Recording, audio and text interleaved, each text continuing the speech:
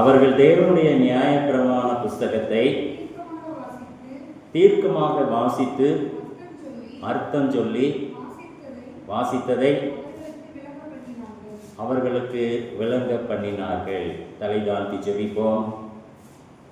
பேசோம் பேசோம் பேசோம் ஜெபம் செய்யும் போது ஆண்டவா பிரியமானதை இப்போ காட்டும் செய்ய ஆயத்த ஆண்டவா பிரியமானதை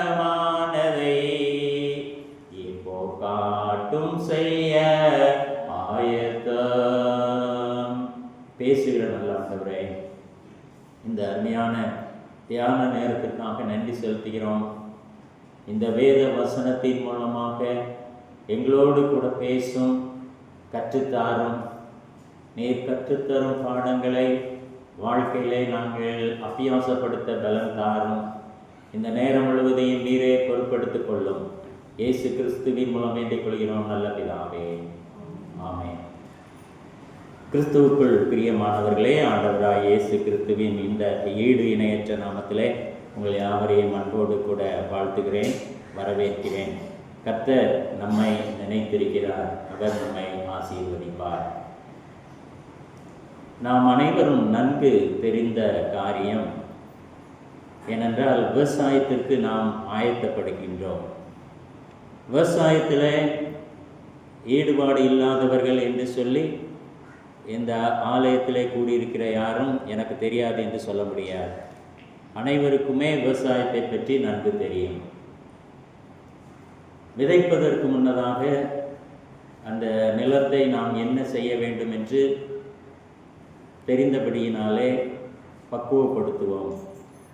தேவையில்லாத, அதாவது நாம் விதைக்கின்ற விதை முளைத்து செடியாக வளர்வதற்கு, பலன் தருவதற்கு ஏற்றாற்போல் அந்த நிலத்தை பக்குவப்படுத்துவோம். அதற்கென்று ஒரு தொகையை செலவிடுவோம். எத்தனை உழவு போடுகின்றோம், அதில் தேவையில்லாத களை செடிகள் இவைகளை நாம் பிடுங்கி எறிகின்றோம், சுத்தம் செய்கின்றோம். விதை ஏற்றுக்கொள்ளத்தக்க நிலமாக அதை பண்படுத்துகிறோம். அதை போலதான் இன்று நாம் சிந்திக்கின்ற காரியமும் காணப்படுகிறது. திருச்சபை இந்த வேத வசனத்தை தியானிப்பதற்காக நமக்கு கொடுத்திருக்கிறது. பாடமாக வாசியை கேட்ட 1ஆம் 2ஆம் பாடங்களை நாம் உற்று கவனித்திருப்போமே என்றால் இதன் அடிப்படையில் பல காரியங்கள் அந்த வேத வசனத்தில் நமக்கு சொல்லப்பட்டிருக்கின்றது. விதை, நிலம், இந்த விதையும் இந்த நிலமும் ஒன்றுக்கொன்று இணைந்து ஐக்கியமாக காணப்படும் பட்சத்தில் தேவாதி தேவன் நல்ல மழையை வருஷிக்க பண்ணும் பொழுது நாம் நினைத்தபடி விவசாயத்திலே பலன் அடைகிறோம். அன்பானவர்களே, எனவே நாம் செய்ய வேண்டிய காரியம் முதலாவதாக நிலத்தை என்ன செய்கிறோம்? பண்படுத்துகின்றோம், நிலத்தை பக்குவப்படுத்துகின்றோம். அதை போல நம்முடைய மனதையும் பக்குவப்படுத்த வேண்டும். பண்படுத்தப்பட்ட மனமாக நம்முடைய மனம் காணப்பட வேண்டும். எதற்கு பண்படுத்தப்பட்ட மனமாக காணப்பட வேண்டும் என்றால், வேத வசனத்தை, விதையாகிய வேத வசனத்தை நாம் கிரகித்து கொள்ளக்கூடியதாக, நாம் ஏற்றுக்கொள்ளக்கூடிய மனப்பக்குவத்தை பெற்றவர்களாக நம்முடைய மனம் பண்படுத்தப்பட்டு இருக்க வேண்டும். ஒருவேளை பல நேரங்களில் நம்ம சிந்திக்கின்ற காரியம், எனக்கு இவ்வளவு பிரச்சனைகள் இருக்கின்றது, எனக்கு இவ்வளவு வேதனைகள் இருக்கின்றது, இவ்வளவு கஷ்டங்கள் இருக்கின்றது, இவ்வளவு கண்ணீர் இருக்கின்றது என்று சொல்லி ஒருவேளை பண்படுத்தப்பட்ட நிலையிலிருந்து நாம் தவறிவிடுகின்றோம். ஒருவேளை அது ஒரு பக்கம் இருந்தாலும், உலக கவலைகள் ஒரு பக்கம் இருந்தாலும், நாம் பண்படுத்தப்பட்ட மனமாக காணப்பட வேண்டும். வேத வசனத்தை நாம் நமக்குள்ளாக ஏற்றுக்கொள்கிறவர்களாக, விதைக்கப்பட்டவர்களாக, வேத வசனமும் நாமும் இரண்டர கலந்தவர்களாக, ஒன்றாக இணைக்கப்பட்டவர்களாக காணப்பட வேண்டும். வேத வசனத்தையும் நம்மையும் பிரிக்கவே முடியாது, கூடாது. அப்படி இருக்கப்பட்ட ஒரு சூழல் தான் பண்படுத்தப்பட்ட மனம். எத்தனை பேருக்கு இது இருக்கின்றது என்று தெரியவில்லை.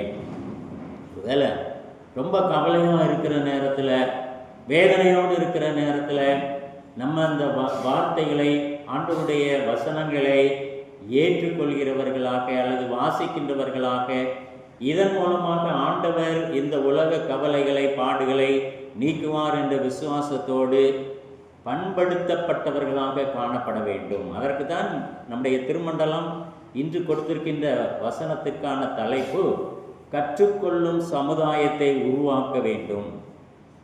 கற்றுக்கொள்ளும் ஒரு சமுதாயத்தை நாம் உருவாக்குகின்றவர்களாக இருக்க வேண்டும். எதை? வேத வசனத்தை, வேத வசனம் கூறுகின்ற இயேசுவை நாம் ஏற்றுக்கொள்கின்றவர்களாக, கற்றுத் தேர்ந்தவர்களாக காணப்பட வேண்டும் என்று சொல்லி ஆண்டவர் இயேசு கிறிஸ்து விரும்புகிறார். உலகத்திலே பாடுகள் இல்லாதவர்கள் இல்லை. வீட்டுக்கு வீடு வாசல் படி என்று நாம் சொல்ல கேட்டிருக்கிறோம். அனைவருக்குமே பாடுகள். எவ்வளோ பெரிய பணக்காரங்களாக இருந்தாலும் அவங்களுக்கும் பாடுகள் உண்டு. எவ்வளவு ஏழைகளாக இருந்தாலும் அவர்களுக்கும் பாடுகள் உண்டு. பாடில்லாதவர்கள் இல்லை. வேதத்திலும் அநேக கதாபாத்திரங்களை நாம் வாசிக்கின்றோம். அவர்களுக்கும் இந்த பாடுகள் இருந்ததாக நாம் அறிந்து கொள்கிறோம். இந்த உலக கவலைகள் ஒருவேளை நிறைய பேருக்கு ஒரு கடினமான பாறைகளை நடந்து போவது போன்று காணப்படும், அல்லது உட்புதர்களில் நாம் செல்வது போன்று காணப்படும், அல்லது ஒரு தீயிலே இருப்பது போன்ற ஒரு சூழல் காணப்படும். இதெல்லாம் ஒருவேளை நிரந்தரமான கஷ்டங்கள் அல்ல. ஒரு நாள் இவை அனைத்தும் நம்மை விட்டு நீங்கிவிடும். நாம் இவை எல்லாவற்றையும் தாங்கும் பக்குவத்தை பெற்றுக்கொள்ள வேண்டும். ஒருவேளை இந்த கஷ்டத்தை பார்த்து பின்வாங்குகிறவர்களாக, ஆண்டவருடைய வசனத்தை ஏற்றுக்கொள்ளாமல் போகின்றவர்களாக, விதைக்கப்பட்ட விதை அது வளராமல் போய்விடக்கூடாது என்று இந்த நாளிலே நாம் கற்றுக்கொள்கிறோம். அநேக வசனங்கள் நமக்கு கற்றுக் கொடுக்கப்பட்டிருக்கிறது. அநேக வசனங்களை வேதத்தின் மூலமாக, கரங்களில் இருக்கிற வேதத்தின் மூலமாக நாம் கற்றுக்கொண்டிருக்கிறோம், தெரிந்திருக்கின்றோம். நமக்கு ஆசீர்வாதமான வார்த்தைகள் அநேகம் சொல்லப்பட்டிருக்கிறது. ஆலோசனையான வார்த்தைகள் சொல்லப்பட்டிருக்கின்றது. நடக்க வேண்டிய வழியை வேத வசனம் நமக்கு கற்றுக் கொடுத்திருக்கின்றது. இதையெல்லாம் நாம் கை கொள்ளும் பட்சத்திலே நமக்கு துன்பங்கள் வராது என்று சொல்ல முடியாது, கஷ்டங்கள் வராது என்று சொல்ல முடியாது. அவற்றின் ஊடே இந்த வேத வசனங்கள் தப்பித்து கொள்ளும் ஒரு போக்கையும் நமக்கு என்ன செய்கின்றது? தருகின்றது. அன்பானவர்களே, எனவே நாம் பண்படுத்தப்பட்ட ஒரு மனமாக அல்லது ஒரு பண்படுத்தப்பட்ட ஒரு நிலம் போன்று தூய்மையானவர்களாக காணப்பட வேண்டும்.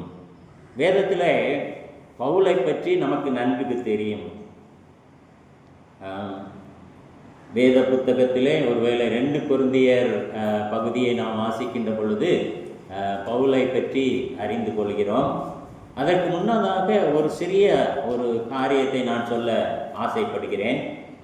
கிறிஸ்து பிறப்பிற்கு பின் 64ஆம் ஆண்டு முதல் 67ஆம் ஆண்டு வரை உள்ள ஒரு காலகட்டத்திலே இந்த பவுல் பேரரசர் நீரோ என்பவரால் துன்பப்படுத்தப்பட்டார்.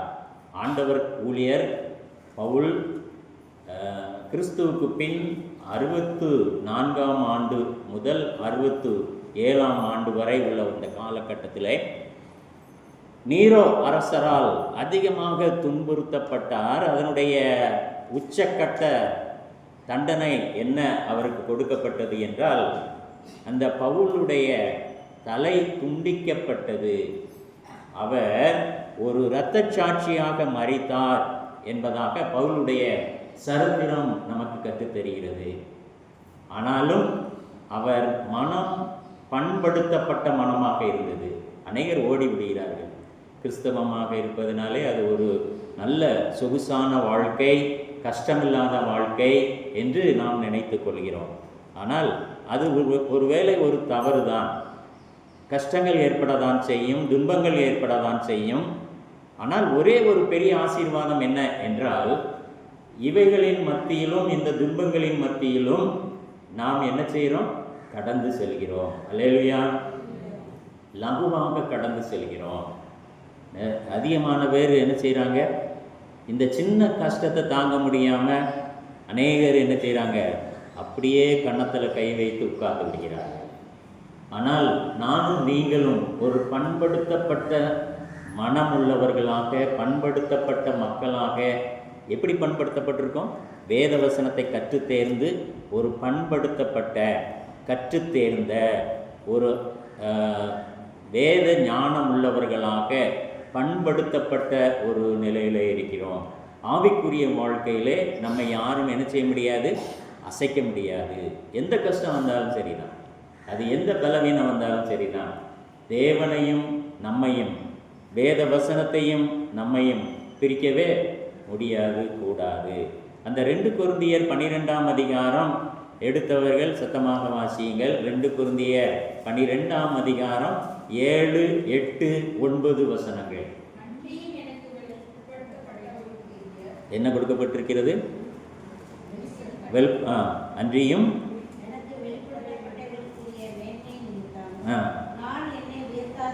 நான் என்னை உயர்த்தாதபடிக்கு என்னுடைய மாம்சத்திலே ஒரு முள் கொடுக்கப்பட்டிருக்கிறது. என்னை நான் உயர்த்தாதபடிக்கு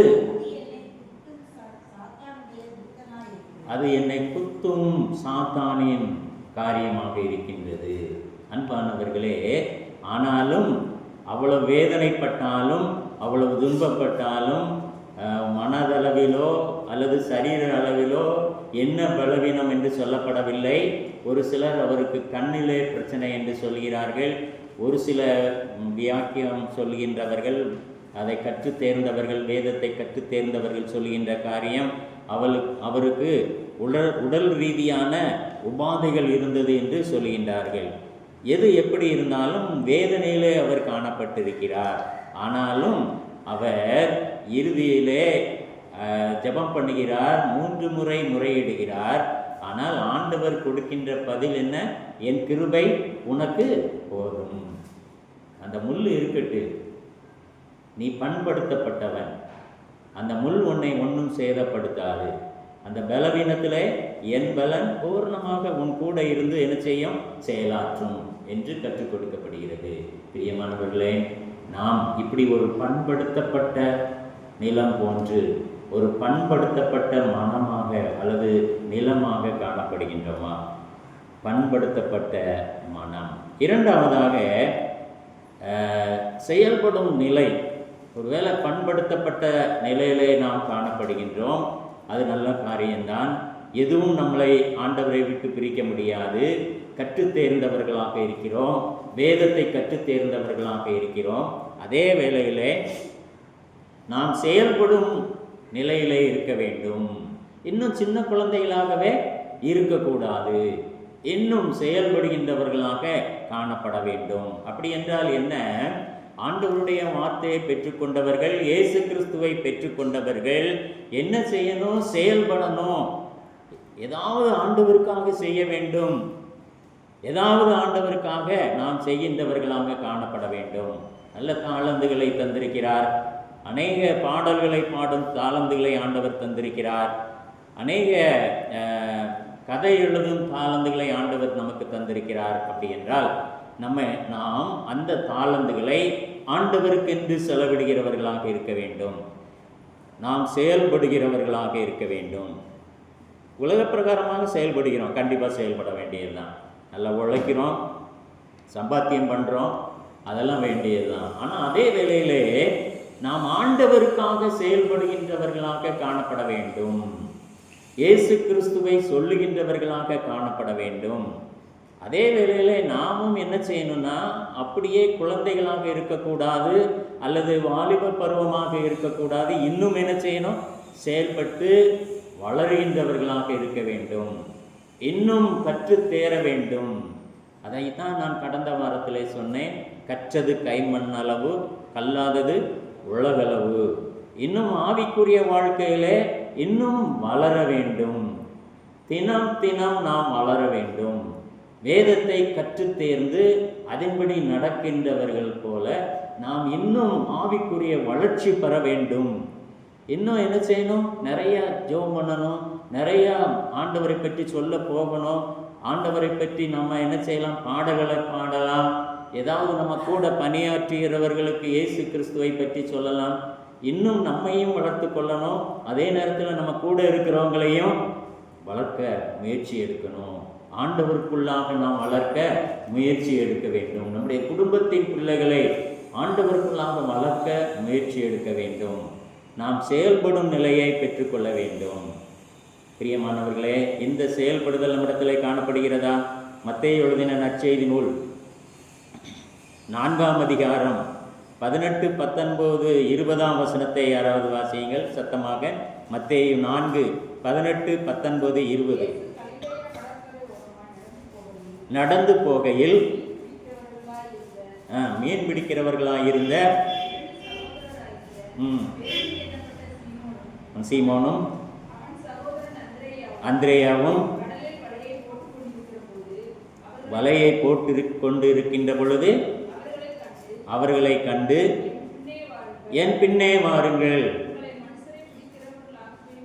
உங்களை மனுஷர்களை பிடிக்கிறவர்கள் ஆக்குவேன் என்றார். பிரியமானவர்களே, அவர்கள் செயல்பட்டு கொண்டு தான் இருந்தாங்க, மீன் பிடிச்சுக்கிட்டு தான் இருந்தாங்க.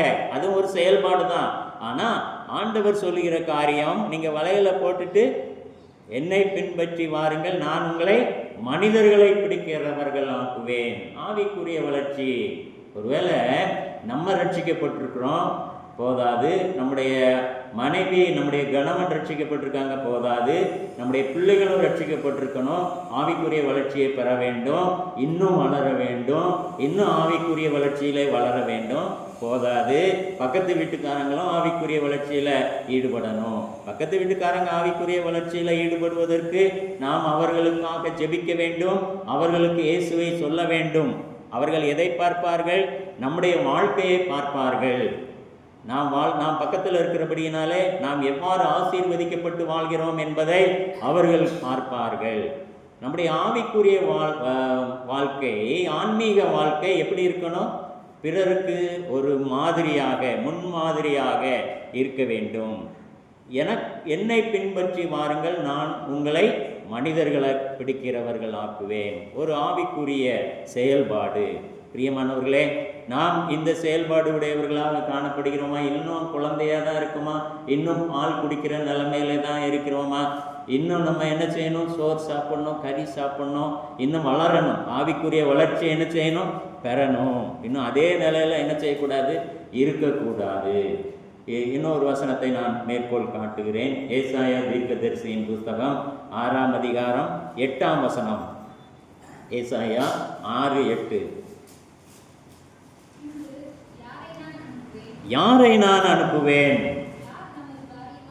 யார் நமது காரியமாய் போவான்? ஆண்டவருடைய சத்தத்தை கேட்டேன் என்று உரைக்கிற ஆண்டவருடைய சத்தத்தை கேட்டேன். அடுத்தபடி ஆவிக்குரிய வாழ்க்கையிலே ஆண்டவருடைய சத்தத்தை கேட்டு யாரை நான் அனுப்புவேன் என்று சொல்லப்படும் பட்சத்தில், இதோ அடியேன் இருக்கிறேன், என்னை அனுப்பும் என்று சொல்லி நாம் ஆண்டவருக்கு நம்மை அர்ப்பணிக்க வேண்டும். பிரியமானவர்களே, ஏதோ ட்ரம் அடித்து கொட்டு அடித்து ஊழியம் செய்யணும் அப்படின்னு அவசியம் இல்லை. நம்ம இருக்கிற இடத்துல, பணியாற்றுற இடத்துல, நம்ம வசிக்கின்ற இடத்துல ஆண்டவரை பற்றி சொல்லுகின்றவர்களாக காணப்பட வேண்டும். அழிந்து கொண்டிருக்கின்ற ஜனங்களை பார்த்து யாரை நான் அனுப்புவேன் என்று சொல்லும் பட்சத்திலே வேதனையோடு இன்று நம்மை பார்த்தும் ஆண்டவர் கேட்கின்ற கேள்வி, யாரை நான் அனுப்புவேன் என்று ஆண்டவர் கேட்கின்றார். இறுதியாக இறை வார்த்தைகளை ஏற்றுக்கொள்ளும் நிலை காணப்பட வேண்டும். நல்ல நிலத்திலே விழுந்த விதை அது எப்படி காணப்படும்? இறை வார்த்தைகளை ஏற்றுக்கொள்ளும் நிலை காணப்படும். அநேகர் இயேசு கிறிஸ்துனுடைய வார்த்தையை ஏற்றுக்கொள்கிறவர்களாக இருக்கின்றோம், அதை அங்கீகரிக்கிறவர்களாக இருக்கின்றோம். வாசிக்கிறவர்களாக மாத்திரம் இருக்கக்கூடாது. வேதத்தில் என்ன சொல்லப்பட்டிருக்கிறதோ அதன்படி என்ன செய்யணும்? நடக்கணும். அதன்படி செயல்படுகிறவர்களாக இருக்கணும். அதே வேளையிலே இறை வார்த்தைகளை நாம் ஏற்றுக்கொள்ள வேண்டும். ஆண்டவருடைய வார்த்தைகளை நாம் ஏற்றுக்கொள்ள வேண்டும், வாசிக்கணும். ஆதியாகமத்திலிருந்து வெளிப்படுத்தல் வரைக்கும் எத்தனை தடவை டைம்ஸ் நம்ம வாசித்திருக்கிறோம் என்பது கேள்வியாக கேட்கப்படுகிறது. இல்லை, இன்னும் ஒரு தடவை கூட வாசிக்கவில்லை என்றால் இன்னும் நம்ம என்ன செய்யணும்? அதை வாசிக்க முயற்சி எடுக்க வேண்டும். வாசித்தால் மட்டும் போதாது, அந்த வசனத்தை நமக்கு சொந்தமாக்கி கொள்ள வேண்டும். சொந்தமாக்கி கொண்டால் மட்டும் போதாது, அதன்படி நாம் நடக்கின்றவர்களாக, செயல்படுகிறவர்களாக காணப்பட வேண்டும். இறை வார்த்தைகளை ஏற்றுக்கொள்ள வேண்டும். ஆண்டவருடைய வார்த்தைகளை நாம் ஏற்றுக்கொள்ள வேண்டும். 100% விசுவாசிக்கின்றவர்களாக, ஏற்றுக்கொள்கிறவர்களாக காணப்பட வேண்டும். ஏதேன் தோட்டத்திலே ஆதாம் ஏவாள், அந்த ஆதாம் ஏவாள் கொடுக்கப்பட்ட ஆண்டவருடைய வார்த்தை என்ன? நீங்கள் இதை பண்படுத்துங்கள், இதில் உள்ள கனிகள் எல்லாவற்றையும் நீங்கள் புசியுங்கள், நடுவில் இருக்கிற மரத்தின் கனியை மட்டும் என்ன செய்ய வேண்டாம்? புசிக்க வேண்டாம், இதை புசிக்கும் நாளில் சாவீர்கள் என்று ஆண்டவர் ஒரு வார்த்தையை கொடுத்து சென்றார். அந்த வார்த்தையை அவர்கள் காதாலே கேட்டார்கள். ஆனால் சர்ப்பம் வஞ்சித்தது. சர்ப்பம் வஞ்சித்தபடியினாலே ஏவாள் அதை புசித்து, தானும் புசித்தது மாத்திரமல்ல, தன்னுடைய கணவனாக்கிய ஆதாமுக்கும் அதை என்ன செய்தான்?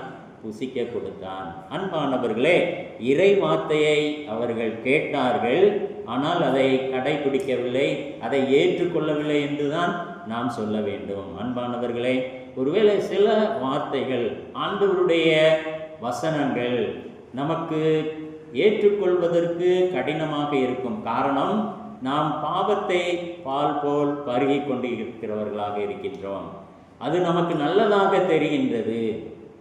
அல்லது அந்த ஏவாளை வஞ்சித்த சர்ப்பத்தை போல பிறர் அது நல்லது என்று பார்வைக்கு நன்றாக இருக்கிறது, தேவர்களைப் போல ஆகலாம் என்று சொல்லி அழகான வார்த்தைகளினாலே நம்மை ஏமாற்றலாம். அது ஆண்டவருடைய வார்த்தையை ஏற்றுக்கொள்வதற்கு தடையாக இருக்கலாம். அன்பானவர்களே, ஒருவேளை நம்மை இந்த உலகம் மயக்கி விடாமல் ஆண்டவருடைய வார்த்தை நம்மை மேற்கொள்ள வேண்டும். இறை வார்த்தைகளை நாம் ஏற்றுக்கொள்ளும் நிலை, ஆர்வத்தோடு ஏற்றுக்கொள்ள வேண்டும். வேதத்தில் ஒரு பகுதி எனக்கு ஞாபகத்துக்கு வருகிறது. யோனா தீர்க்கதரிசியின் புஸ்தகத்திலே சொல்லப்பட்டிருக்கிறது. இப்போ உங்களுக்கும் அது நினைவிற்கு வந்திருக்கும். நினிவே பட்டணத்து மக்களுக்கு ஒரு எச்சரிப்பின் வார்த்தை கூறப்படுகிறது. மனம் திரும்புங்கள், இல்லை என்றால் நீங்கள் அனைவரும் அழிக்கப்படுவீர்கள் என்று எச்சரிப்பின் வார்த்தை கூறப்படுகிறது. இந்த நினிவே மக்கள் அந்த வார்த்தையை ஏற்றுக்கொண்டார்கள். பிரியமானவர்களே, அநேக வார்த்தை நமக்கு சொல்லுது. என்ன சொல்லுது? மனம் திரும்புங்கள். ஏதோ ஒரு காரியத்தை சுட்டி காண்பித்து இதிலிருந்து நீங்கள் மனம் திரும்புங்கள் என்று ஆண்டவருடைய வார்த்தை சொல்லுகின்றது. அதை ஏற்றுக்கொள்ள நாம் அல்லல் தட்டுவோமே என்றால், அதை புறக்கணிப்போமே என்றால் அழிவு நிச்சயம் என்பதை இந்த யோனா தீர்க்கதரிசியின் புஸ்தகத்தில் இருந்து அறிந்து கொள்கிறோம். நினிவே பட்டணத்து மக்கள் அழிக்கப்படக்கூடாது என்பது ஆண்டவருடைய சித்தம். ஆனால் ஆண்டவருடைய வார்த்தை அவர்களுக்கு விரோதமாக உரைக்கப்பட்டது, சொல்லப்பட்டது. 7வது வசனம் வாசிங்க. 3ஆம் அதிகாரம் 7ஆம் வசனம். யோனா தீர்க்கதரிசியின் புஸ்தகம் 3:7.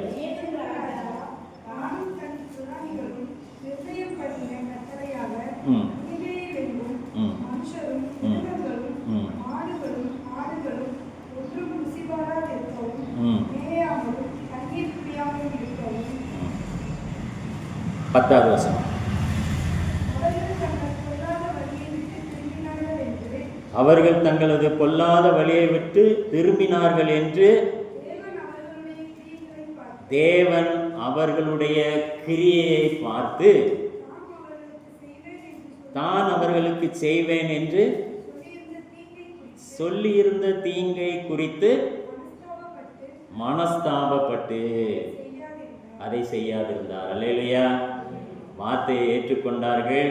ஆண்டவர் செய்வேன் என்று சொல்லியிருந்த தீங்கை செய்யாமல் அதை விட்டுவிட்டார். பிரியமானவர்களே, ஆண்டவருடைய வார்த்தை எப்பொழுது எச்சரிப்பின் வார்த்தையாக சொல்லப்படுகிறதோ, அந்த எச்சரிப்பின் வார்த்தையாக இருந்தாலும், கேட்பதற்கு கசப்பாக இருந்தாலும், ஆண்டவருடைய வார்த்தையை நாம் ஏற்றுக்கொள்ளும் போது அது நமக்கு பாதுகாப்பை தருகிறது.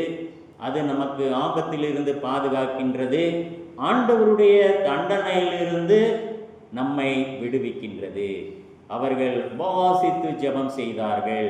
ராஜாவிலிருந்து மனிதர்கள், பிராணிகள், விலங்குகள் எல்லாம் உபவாசித்தன என்று நாம் வேதத்திலே வாசிக்கிறோம்.